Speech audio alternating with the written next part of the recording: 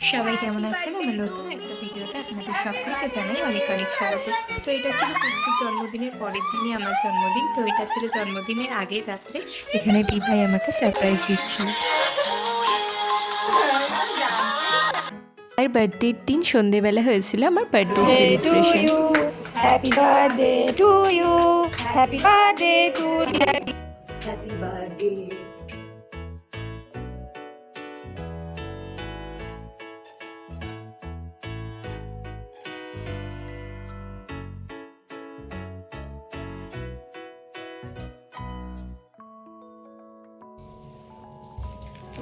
Happy birthday.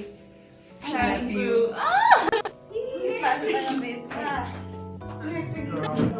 আমি প্রথমবার বানিয়েছি পায়েস।